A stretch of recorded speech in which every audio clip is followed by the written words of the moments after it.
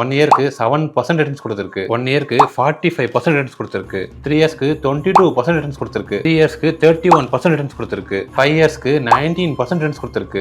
அட 5 இயர்ஸ்க்கு 21% ரிட்டர்ன்ஸ் கொடுத்திருக்கு. இப்போ இந்த ரெண்டுல 1 லேக்க ஒரு 3 இயர்ஸ்க்கு முன்னாடி இன்வெஸ்ட் பண்ணிருந்தீங்கன்னா எது அதிகமான ரிட்டர்ன்ஸ் கொடுத்திருக்குன்னு தெரியுமா? இந்தியாவா அமெரிக்காவா?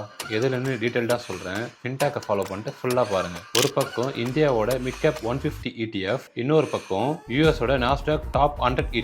இப்போ இதுல ஆப்வியஸா இந்தியா விட யூஎஸ் ஓடது நல்ல ரிசல்ட் கொடுத்திருக்கு. ஈவன் தோ ஒரே அமௌண்டா இருந்தாலும் ரிசல்ட்ஸ்னு பாத்தீங்கன்னா வேற வேற. இப்போ 1 இயர்க்கு பாத்தீங்கன்னா மிட் கேப் 150 7% தான் கொடுத்திருக்கு. அதுவே நாஸ்டாக் 100 45% கொடுத்திருக்கு. இப்போ ரெண்டு ரிட்டர்ன்ஸ்மே உங்களுக்கு வேணும்னு யோசிச்சீங்கன்னா இந்த இன்வெஸ்ட்மெண்ட்ஸை 50-50 டிவைட் பண்ணி இன்வெஸ்ட் பண்ணுங்க. அதுலயும் ரிஸ்கை மினிமைஸ் பண்ணணும்னா SIP-யா மாசம் ரெண்டுத்திலையும் 10,000 டிவைட் பண்ணி போடுங்க. இதுவே ரிசல்ட்ஸ் பெஸ்டா இருக்கும். இதை பத்தி இன்னும் டீடைல்டா தெரிஞ்சுக்க ETF கமெண்ட் பண்ணுங்க. நானே PDF ஷேர் பண்றேன்.